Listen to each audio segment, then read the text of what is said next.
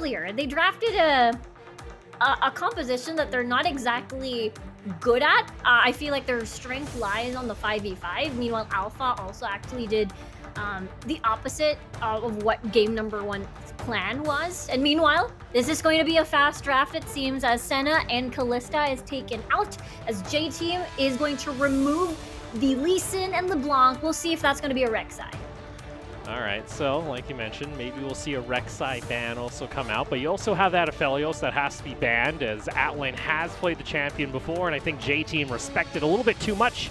So that's going to be banned out here, as now we take a look toward Alpha, what they wish to lock in immediately, and it has been just non-stop priority when it comes to this Nautilus for Kino. I want to say Kino's performance for Alpha has been stellar, particularly for the series. And meanwhile, for J-Team, this set pick now can go to 3 different people on J-Team side. This could be maybe a mid-set, maybe back to Nesty, or probably Driver, not going to be in the Gangplank again. But on the other hand, for J-Team, they picked up the Rek'Sai and stole that away from Catjug. Yeah, so I don't know exactly what the plan is here as we get punted out of Champ Select, it looks like. Maybe that was a missed lock-in, who knows. But like you mentioned, a little bit of a takeaway coming out here from the side of J-Team, as they're the ones to lock in that Rek'Sai. There is also a possibility here that our graphics were flipped, so hopefully we'll get ourselves sorted out here. Not too sure, again, what the issue is, as we're actually going to come back on over to our caster desk, and hopefully we'll get a little bit more info on the champion select here in just a quick moment. Yeah, I kind of want to discuss more on if ever, you know, Alpha is indeed in blue side. There is a lot of priority on towards Kino's pick on the Nautilus. Again, he has performing really, really well on this champion and has been that main engage tool for the squad. As well as it kind of puts a little bit of mystery when it comes to the draft and buy some time with what assassin and as well as Catjug is going to pick later on. Yeah, so just getting a quick word. The pick and ban graphics were actually reversed, so I do believe it was Alpha on red side and J-Team on the blue side. So it does appear that Alpha have been able to secure the Rek'Sai once again, and it was actually the Nautilus pick up on the side of J-Team, I'm assuming. Yeah, it's a Lee Sin, LeBlanc, Aphelios ban on the side of Alpha. So usually it's the other way around, but it seems to me they're gonna not take any chances and deny that away from Hana. And as well as, you know, it's gonna be very interesting. You know, Rest on the LeBlanc. Like, I've never seen that before. And usually when I see Rest coming into the mid lane, I'd assume he'd pick more of those melee bruisers, especially maybe perhaps, again, we saw the set pickup. That is on the opposite side, rather. Maybe a Renekton mid that has been quite popular here and there when it comes to catching the teams off guard. Oh, you know, just throw them on like an Orianna or something, you know. It doesn't have to be super intensive, just something you can help add on to the team fights. As it does appear we're actually going to be getting into champions. Like, apparently it was just actually the champion graphics that were incorrect. So, going back in, it is actually Alpha that is going to be securing the Rek'Sai, and it was J-Team putting priority once again onto this Kai'Sa. Okay, so bans is completely the understandable approach, especially when we look at J-Team's bans. Meanwhile, Jace, quite new to the series in particular. I'm gonna deny that away from Rest, most likely, perhaps maybe even to Driver. Alpha, though, sticking to their old guns from game number 2 if they do lock this Varus in. We'll see here. Also a Sejuani. Maybe they want to go ahead and get something crazy. No, it is going to be the Varus here, as now for J-Team, they themselves are the ones that appears are going to go ahead and take the Sejuani, as they're looking for their jungle pickup. For Hana, allows him to be that frontline tank as well as a good engager for the rest of the squad. They don't have to wholly rely on this set to use that showstopper to get that prime engage, using Kino as the battering ram to the rest of the squad. So I like the pickup here for Hana. Hard same. I feel like this... Again, I really want to see J-Team fall back to the 5v5 because I feel like that's where they're good at, especially this is the time where you can provide that safety for your AD carry. In the meantime, though, getting this Kai'Sa pickup means you have to fully utilize yourself, then you have to activate the Killer Instinct and dive the backline. At least you have that backline access against most likely Atlan. that's a Vayne getting banned out as well. This is a very interesting game number 3 for the draft. It might be signaling that we are seeing the set go mid, or possibly an Ornn pickup as well. Maybe just another bruiser entirely here for Rest. We'll have to see, as now J-Team, like you mentioned, banning out that Vayne, so they just don't want that really bad matchup, and they know Assassin can play it. Meanwhile, we got rid of that Malphite and Gangplank as well, so again, a couple options being taken here, but the Renekton is going to get locked in. Again, could be flexed either into the mid or top lane, and I think this signals that we are going to be having a set support once again for J-Team. Yeah, for sure. Considering Rest has been performing really well on towards this Renekton, and with that, perhaps Hana can also look to mid lane as an option to snowball, considering it is a Renekton. But that is a Ryze pickup, most likely for the side of Assassin, since I do believe I haven't really seen Rock play those mage top laners just yet. And for Alpha, you're looking into what is going to be a little bit of flex here and there for top or mid. I think we might be seeing a little bit of a change-up also when it comes to their playstyle. I don't know if we're going to see a lethality Varus build on this game. He might go, again, more to the on-hit, because you want to try and pair that up with the Ryze that's going to be able to do so much damage during the later game team fights. But we talked about Driver having that Kled possibly as a pickup. It still could go to Rest in the mid lane. We're still not 100% sure where everything's going, but it looks like Driver is going to be...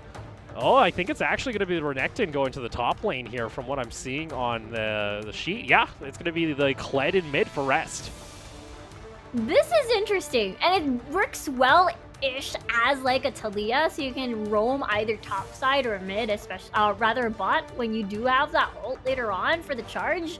But in the meantime, you have Assassin matching that as well with a Realm Warp, so this is going to be an explosive game once again. Yeah, and we get a little bit of the old Doinby special where we got to see a lot of Kled mid over in the LPL in the last couple of years. Now starting to make it to other regions, and Rest is going to debut it. Is a top laner, so he knows how to play the champion, obviously.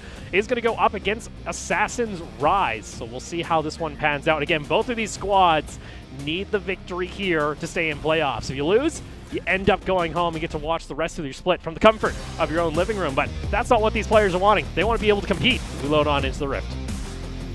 I just want to say J-Team has the wildest journey so far, especially at the last bits of this season. Imagine changing huge things even mid-series, and I am actually very excited to see how this is going to turn out, especially that is Rest on the Kled against Assassin.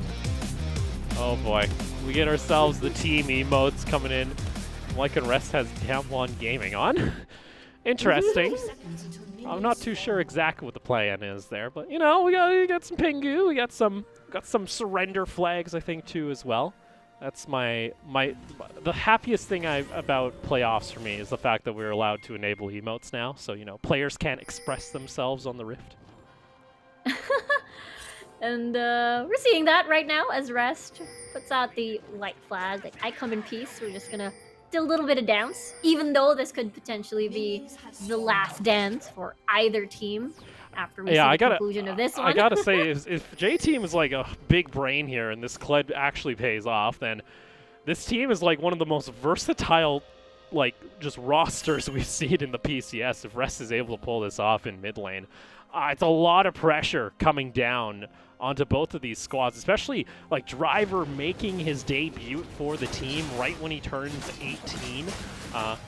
I think that itself is a rather scary possibility that you're now looking at possibly being eliminated in your debut, which never is a great feeling.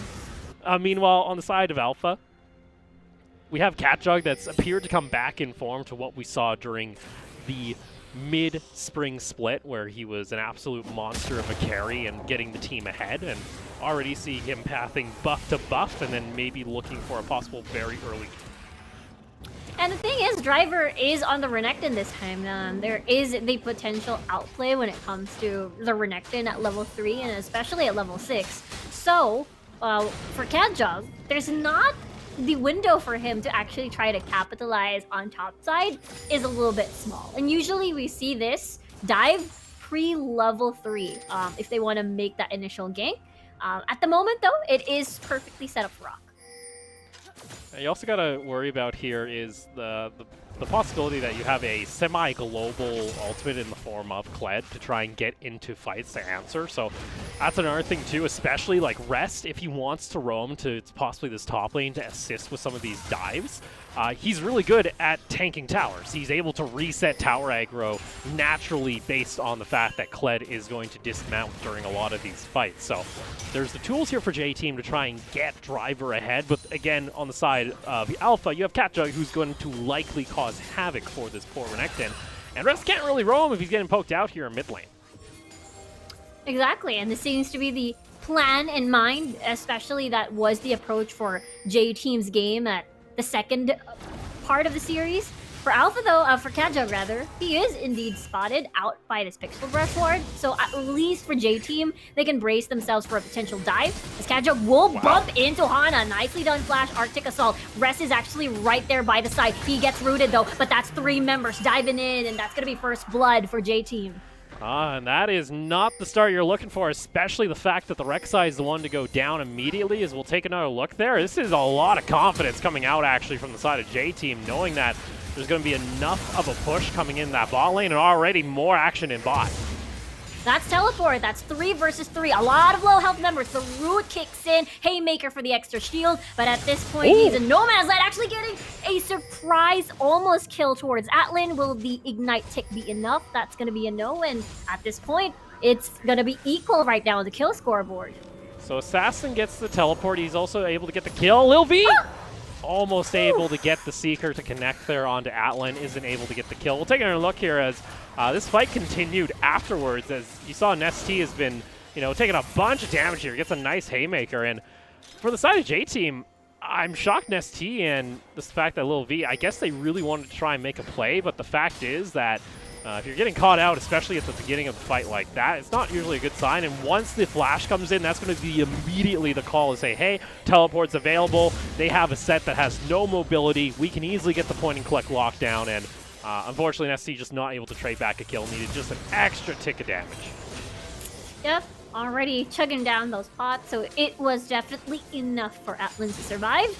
And with that, at least for Alpha, managed to equalize in the gold. And for Catjug, at least you can, or rather for Hana, you can slow down a little bit. Oh, you are in no man's land. Meanwhile, for topside, Rock is going to get knocked up here by Hana. Just a couple of auto attacks will finish the job as Catjug actually dashes forward with the tunnel. And at this point, it seems to me, J-Team is basically everywhere too. Yeah, this is a bit of a cluster to say the very least, as Lil V's just caught out on a ward, so he's, unfortunately, that's just what happens, realizing, okay, I'm probably dead, and doesn't have flash available either, so it's just a nice pick coming out from Kino on the Nautilus. And then meanwhile, toward the top side of the map, we finally got to see Hana make his first appearance, and this is the issue with the Aatrox, especially early on. He's easy to exploit, and it's going to be a prime target as Catjug's just a little bit too late to the party, but battle in mid. Oh, it's still not over. Kino's quite low already. There's the slice, there's the dice, and Catjug will be the next target. One more auto, the knockup will not help at all. And J-Team is just really aggressive in the first 6 minutes of the game. All right, so this is exactly not where you want to be, especially for poor Rock. Now he has to deal with the fact that it is a 3-0 Renekton, and bot lane, I don't think they're going to be able to get much else because Nesty does not have level 6. Haymaker lands. Lil V taking some tower shots, though. Oh, Resto making a visit towards bot side. The chain will not connect, but the autos will be most likely enough. And the chain, or rather the hook, will not connect for Kino. Lil V quite low. Dragon actually being started already for the side of Hana. And meanwhile, Rest will just walk nonchalantly back with his teammates. So it seems like J-Team here are fully into the idea of just playing a chaotic playstyle when it comes to their third game here. This is more akin to what we usually saw out of Alpha or sometimes Rajaya Dragons during the regular season, where we're just seeing a bit of non-stop action. I think we get to see another thing that happened toward the top side of the map here. It's just Hana getting caught out in his jungle, not able to go anywhere. This is classic. I really like to see how active Assassin and Catjug is in the early game. Again, we did mention how deadly these two are. They've been playing together in the LDL for almost a year, and right now you can see how much of a there's so much at stake with this match right now, and J Team seems to, despite the roster changes, they seem quite comfortable with it. Yeah, and a little bit of a change up in playstyle, especially now the fact that Rest has level 6. You already saw he already used his ultimate to get into that fight in mid lane, and that brings with it a bunch of problems here for Alpha, especially for poor Atlan, where once Rest decides, hey, he wants to come down to bot lane to try and make action happen all the time, which we should expect here, I'm going to say starting in a couple minutes, maybe around the second dragon of the game once it spawns. It seems like Alpha have communicated that they want to try and pressure the top side of the map, but Driver's already gotten 3 kills. So all this pressure that's being exerted by Catchung and Assassin, it's only really getting them gold and nobody else on their team any gold on their side. So it comes down to them having to perform in the late game, which isn't out of the question, but we've seen what happens when you funnel all your gold onto a Rek'Sai, and if the Rek'Sai isn't able to get on the squishy member, like this Kai'Sa, it can be a problem. And I think that's the scary part, considering we've seen so much impact that Renekton has once they get that early kills in the game. And they are definitely going to bank on that with the help of Rest as well to take advantage and fully further that lead and catch Alpha off guard. They've done it once already, especially bot side. Yeah, meanwhile, we got some pings coming out. Hana might decide to path down towards the spot lane. He's going to get caught out by a ward, though, as he makes an appearance in mid.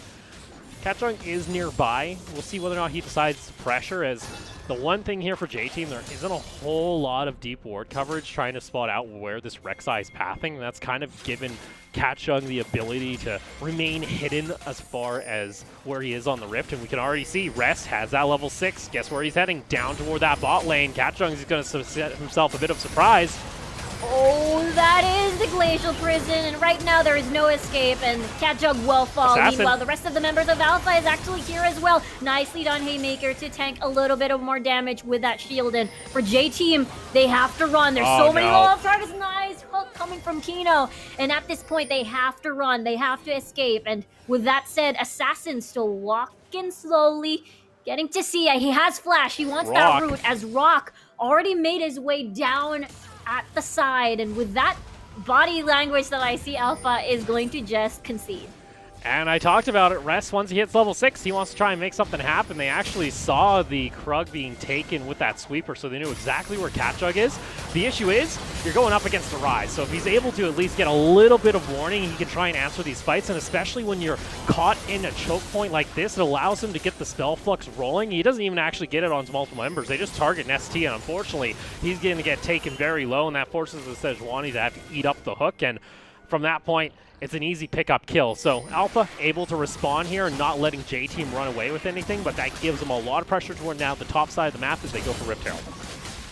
Yeah, I feel like J-Team should really be careful, especially I think they should be satisfied with 1 kill and just skedaddle out of there, considering Alpha likes to get and try to punish these sort of aggressive plays, but on the other hand, though, I feel like J-Team really seems very comfortable towards this sort of shift in playstyle, which actually catches Alpha off guard.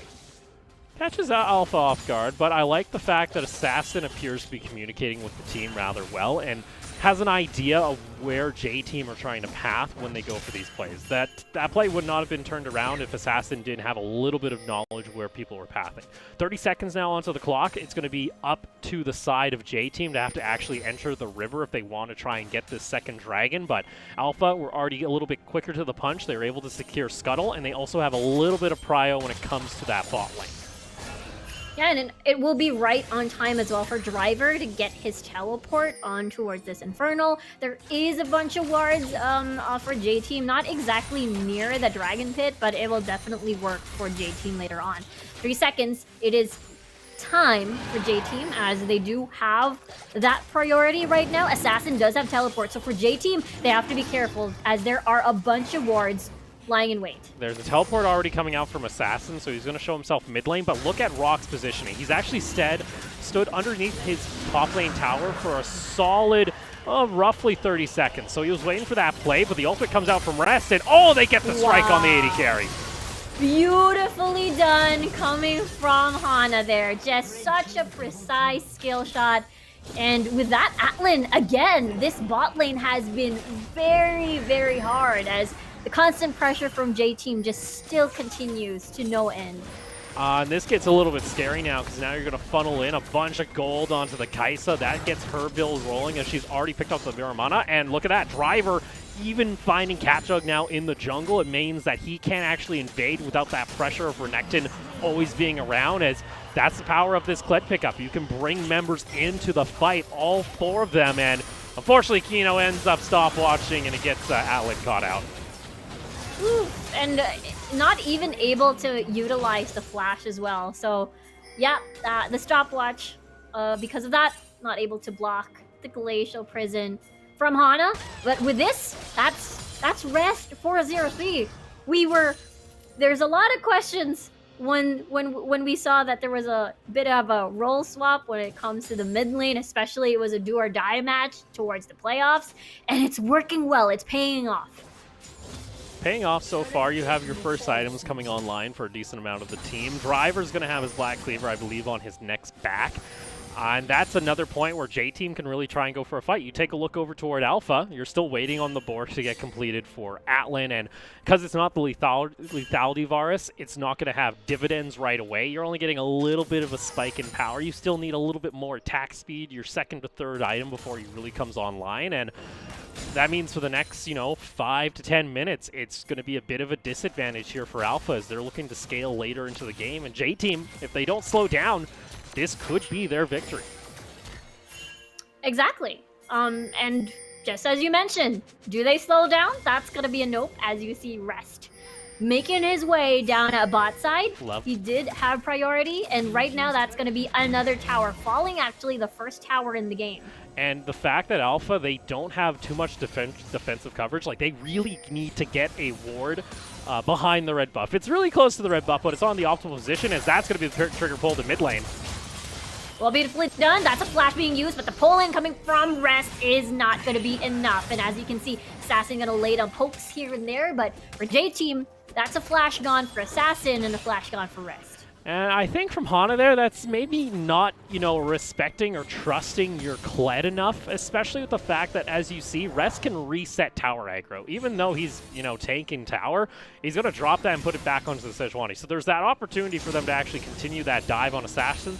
Maybe they just don't feel comfortable enough, but you could take now a look at the gold graph that J-Team should feel very confident going for these plays. And the fact that Driver also still has teleport available over on Rock, he's got himself his first items online. Like, J-Team are in a prime spot if they want to keep going for fights, and we need to see them continue to go for these dives. Yeah, and just basically replicate what Alpha did in the second game. And for J-Team, you're right, they're pretty much very comfortable. They have the Renekton to fall back to, and as well as for Rest. And for late game, if it doesn't work, you do have Lil V as well. Now, they are invading the jungle of Alpha and scaring away Rock and Catjug, and for Driver also getting another tower from the side of J-Team. So Driver's going to get the second tower for J-Team. That's going to open up their gold lead to about 4,000, and this play all comes off the fact that they know Assassin is in bot lane without teleport available. Sure, you got Realm Warp, but that only gets you about halfway across the map. So for J-Team, they could easily just position themselves to look for possibly a fight there. And it forces Alpha to have to respect that and concede the top lane tower. This also allows now Driver, he can now decide if he wants to go down toward the bot lane to split push and always stick around where the next objective is going to be, as we're going to have Ocean Drake spawning in about 40 seconds. Yeah, 40 seconds on the clock for the next objective, and for Alpha, they are not in the best position to try and contest, considering there's no vision for Alpha. And they do have to deal with two scary players on the opposite side, with Renekton and as well as Rest having early game kills. So their impact at this point of the game is going to be huge. While Atlan is still not exactly ready, he does have his work completed. But I thought that was going to be another fight. And it's interesting here because J-Team have actually set themselves up for a bit of a prime opportunity. The fact that Rest actually has his ultimate still, if they decide not to use that for a possible fight on the bot side of the map, they can easily take this dragon And Catchug's actually lucky he isn't spotted out by any ward coverage. So they don't actually know that he isn't on the bot side of the map and he went back to base. This is going to be a free dragon. If J-Team really wanted to, they could make a beeline toward the Rift Herald. But luckily for Catchug, he wasn't spotted out on a ward, so he's able to actually path up there and set up for that so they don't lose out on both objectives. And the big question is Alpha ready to even contest and fight for these objectives? Because J-Team had managed to boost up their early game champions on their side with Renekton most especially. And right now, Rift Herald is getting taken as Alpha will try to decide and perhaps wait it out a little bit because again, Atlan is still not primed and ready with his equipment. And for Alpha, you even saw a question mark ping here and there. They're a little bit uncertain exactly what their play should be. For them, they of course are maybe looking to scale up. You're going to wait for a couple more items on this Varus. Assassin's starting to stack up his Archangels. So they're still waiting on a couple of these power spikes, which is fine on the side of Alpha, and it really now forces J-Team to be the ones to continue to pressure for, say, this Ocean Soul that is going to be available to them at about 22 minutes, and to keep knocking down towers and forcing plays when you have the tools like the Kled ultimate. Yeah, indeed. It's going to be, as Alpha is still no dragon, which is understandable considering that the pressure that J-Team managed to do, especially a bot side. Again, Atlan didn't have the best of times in the early stages of the game. We're actually on our way to that 20-minute mark, and with that, Alpha will actually look over towards top side now with, you know, Baron is going to be that juicy target that J-Team would like to get to finish the game. Like, unfortunately, the fact that J-Team was able to get so much control over the Dragons, the timer in your top left is pretty much a timer for Alpha to see how strong can they get before this Ocean Drake spawns. Because it is going to be an unfortunate battle here for them if they're not able to get picks, say, on Driver like this to try and slow down J-Team. Ooh.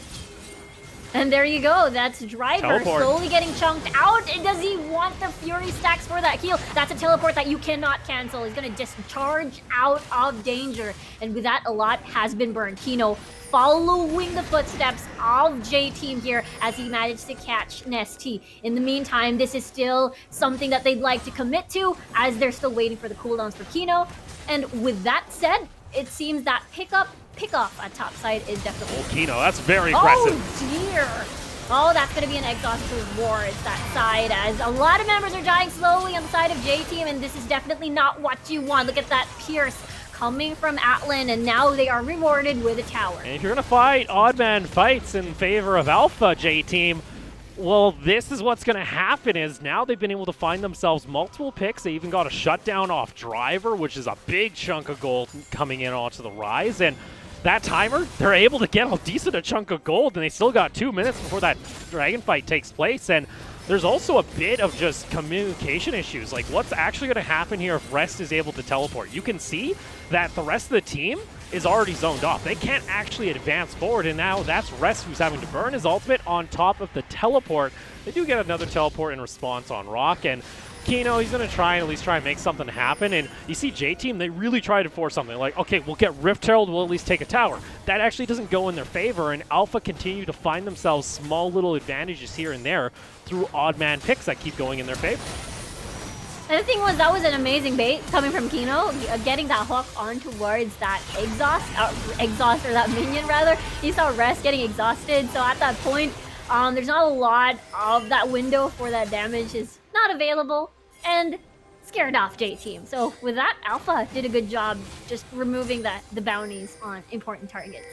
So now you got double black cleavers on the side of Alpha. They got that finished off. You're hoping for a Rage Blade to get completed here for Atlan. Are they going to keep finding little picks here and there? They actually brought Catchung in toward the fight, and with that, there you go.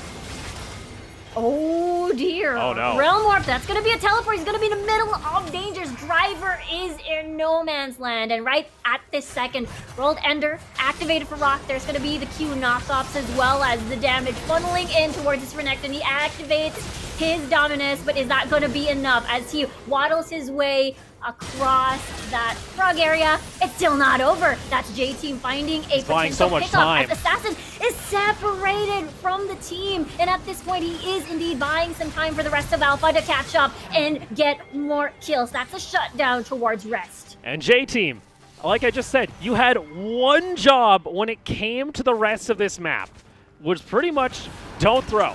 At this point, they don't have to be looking for these fights. They do not need to be forcing this in Alpha's jungle and getting picked off one by one. The fact that Assassin's now able to 2v1 in the jungle of J-Team really messes up with their plans. They had a 4,000 to 5,000 gold lead only 5 minutes ago, but they have completely thrown it off the side of a cliff. And honestly, it's now anybody's game. The fact that Alpha was able to interrupt the Soul Drake as well and prevent that from going over to J-Team, which if they were able to secure that on the side of J-Team, it's pretty much game over. And like this, like Assassin being able to do this should not be happening on the side of J-Team. Yeah, Lullaby was separated from the squad, and that is going to be a temporary 1v2, and Assassin definitely bought his time well, and the rest of the members are just coming through and piling in to finish the job. And with that, it's now a pretty much even gold lead when it comes to both squads. So, and getting engaged like that makes it even harder. That's another Q on towards Lil V, so the 80 carry is gone right off the bat. That is Rest, also pretty much low. He is golden, but it will not save its life, as that is a double kill for Cat Jug and a Baron as well. Baron is available now for Alpha and J-Team. They had everything in their hands only a couple minutes ago. Now they have to deal with the fact that there's always going to be a Baron buff for the next 3 minutes, and they're not done yet. They get another pickoff on Driver. Nicely done direct lane by Kino, and now they're funneling their damage towards Driver, who's just buying some time, but it is not going to pay off, as a lot of the members, yes, for Alpha is pretty much low. Nesty is still over there. That's going to be a realm warp behind enemy lines, as Hana will dash away. She will not hit, as they're trying to hunt for the jungler, and that's going to be the Glacial Prison. So many members are solo. Nesty's going to do the hero play, and you see Kino quite low as well. There's the Haymaker, and he eliminates the Nautilus, and Cat Jug is still pretty much low. There's the Killer Instinct diving towards the back lane. Atlan has no mana whatsoever, and the Baron resets. Mission accomplished for J-Team. It's not done yet. That's going to be the Kled taking the charge. Oh dear, there's the trap getting initiated, but he is all alone. He is trying his best to buy some time. Is it going to be enough? There's no more other members from J-Team that will respond to this, and that is going to be an unfortunate shutdown and at least an exchange kill against Rock. I guess if you're J-Team, you'll take the fact that you're able to at least stop the Baron. I gotta say, though, to Alpha, I don't know if the exact play was there. I know what they were trying to do, trying to zone out Hana, but they ended up delaying their Baron take by so much that it gave enough time for the rest of J-Team to be able to answer back. And you got to respect this set. He, though, may be just a support. The scaling off the Haymaker is absolutely nuts, especially if he's got true grid of enable. So let's take another look here at how this all starts off. It's a nice pickoff as Lil V's a little too far forward on the Kaisa. Yeah, it was Kino with the amazing drench line once more, and it's all up to Cat Jug to get that assassination. So for Hana, not able to do much, considering that's a Rek'Sai on the other side. And for Rest, again, you are lacking your AD carry already, so that 5v5 is definitely not in your favor. It's there. Like, yeah, exactly. If it's not in your favor at this point, like, for J-Team, I think they're breathing a little bit of a sigh of relief. It slows down Alpha a little bit, but the fact now that we're kind of closing in toward 30 minutes in the game and the gold's pretty much even, where, you know, you're going to have Atlan and Assassin become absolute late game monsters, especially now that he's been able to finish off his Rage Blade.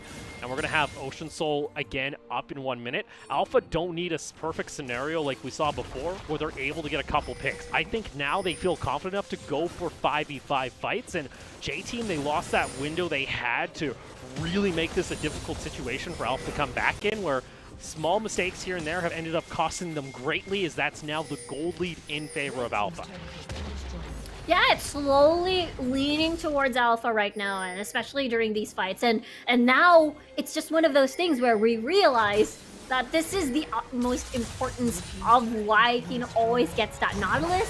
and it has been paying off well. In the meantime, though, JT managed to get that exchange tower at bot, and Rest will be charging away. Rest charging away, actually, with 30 seconds before the Drake. That's a cooldown you'd like to have if you're on the side of J-Team, so he does have a little bit of cooldown reduction. It won't be back up, though, in time, and with that very, very late reset coming out from J-Team, this gives full Dragon control over to the side of Alpha, and they're going to be able to once again deny the soul unless J-Team actually decide to try and go ahead and take this fight, which, again, I feel like Alpha are the stronger team when it comes to this situation at the moment. And you can tell how much respect J-Team has. There's the tunnel out, and there's the root against Rest. And now, the fight might start soon. As you see, Hana, Assassin might be vulnerable, but Kino is going to get that front line in, protecting the back line as Nesty is quite low in the middle of it all, as well as Rest trying his best to attack Atlan. And in the meantime, all of the carries from Alpha is still pretty much healthy. There's the golden prime opportunity for Alpha to either finish the game, maybe get the Baron as Rest is buying his time. Mauning back, but will it be enough? Nicely done by Rock, as the pull in from that W is just going to secure. And with that said, Rest is just such a stubborn man right now. Getting the dismount, and with that said, Baron is already being taken by Alpha. I'll give it to Rest. He almost actually got Rock down to about half health, but there you go. Alpha, they took a 5v5. They are the stronger team at the moment, and unfortunately for J-Team, you're still waiting on the next item when it comes to this Kai'Sa build, and this now is disaster here for J-Team, where you've rotated into this new roster. You've tried these lane swaps. You've tried these role swaps, and you had an okay early game. It looked really good for J-Team, but then they kept getting caught off in these side lanes. They kept getting caught in the middle of the jungle, and they were never able to secure this Ocean Soul, which if they did, it would have been a hell of a time for Alpha to try and come back here. And now Alpha are in the driver's seat. They're looking to advance in playoffs. They have full control over the Dragon Pit, and J-Team have to watch this go. This is really, really wild. And for Alpha, I have to commend that the early game kills that JT managed to procure did not phase them at all. And even if CatJug didn't necessarily get the usual snowbally early game, again, they just stuck to their guns. And with that, J-Team hoping to get the charge in, as we see Rest rocking his charge from downtown, from that river, and now he's attacking that back line of Alpha, as Rock will not get to safety, and that will be a huge shutdown goal for Lil B. But look at your right side of your screen. That's 4 ultimates blown just trying to get Rock. That is, I don't know, necessarily worth, as now Alpha are going to be able to get side pressure now in toward the mid lane, as they also have Baron buff available. It's a very late response, so they're going to go ahead and take that second tier tower right away. And we did mention the sacrifice of this composition. Don't have that wave clear. Wow, you see Hana standing pretty much close. There is the smash down. It's not going to work for Nessie, as he will fall. Rest will be the next one as well. And with that said, we saw Driver trying to get his flank on. Unfortunately, Alpha managed to burst a lot of people down. Now their next target is Lil B. CatJug quite low, but now they focus on structure. There you go. Inhibitor's also going to get taken here for Alpha, so J-Team are going to be stuck in their base. Alpha, though, don't look like they are stopping, and this is the issue when Rise is able to continue to scale into an absolute monster and finish off his items. J-Team have to make a final stand. Another root driver just explodes. The damage coming from the side of Alpha is just too much. That is another member less, as that's 2 people trying their best to defend, trying to keep their playoffs alive. And unfortunately, you see Nesty right now making the hero play, but it's not enough, as you see Assassin still munching down towards the AD carry. As you see, CatJug may have fallen, but now they have their eyes on the Nexus. With that said, Rest is still alive, and they're still hammering down towards the base and sending J-Team home today.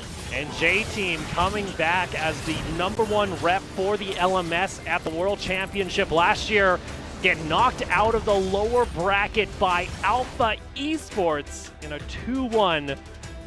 That is not what the team wanted here, especially considering that that early game was perfect for J-Team. They should have been able to close things out relatively easy, but it came down to just some poor decision-making, some poor vision coverage that ended up costing them multiple picks, and then them starting to panic. You started to see it in their playstyle. One person gets caught out, okay, send the teleport, send the Kled ultimate. We'll try to do our best to keep them alive, but it only costed them more.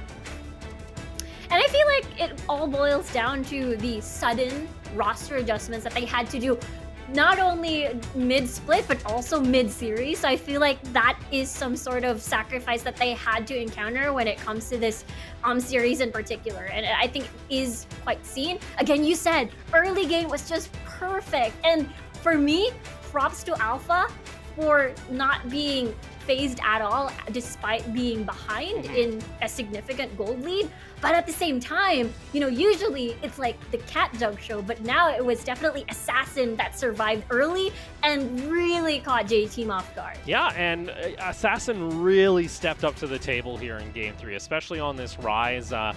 Was able to, again, force fights, had some really good realm warps that actually started up a lot of these fights for them. A lot of these picks, like this one on Nestea, where Han is nearby, he's going to try and save it, but like this is what happens multiple times where J-Team like, oh, someone got caught, I'll teleport, I try and help, and then Driver's caught out, and it just continues to snowball out of control again and again. At this point, if you're J-Team, just back off. There's absolutely no reason for you to be sticking around. Driver is beyond dead, and it ends up costing them even more.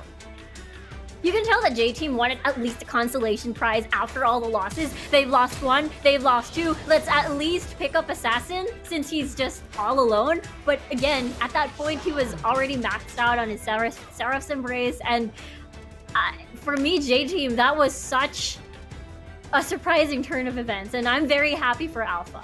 Yeah, so I have to question for J-Team, you know, was it worthwhile to try and do your crazy roster swaps up here and there?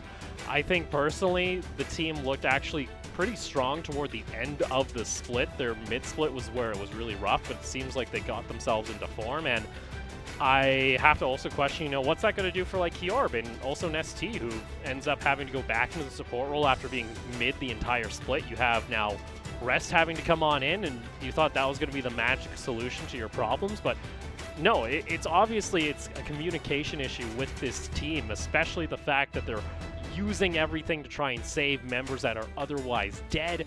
And like I mentioned, that's them getting knocked out of playoffs by, honestly, Alpha, which comparatively coming to the split, there wasn't high expectations for this roster to be able to do that. So for now, we're going to go ahead and take a short break. When we come back, though, it's going to be our second series of the night with Nova taking on Hong Kong Attitude.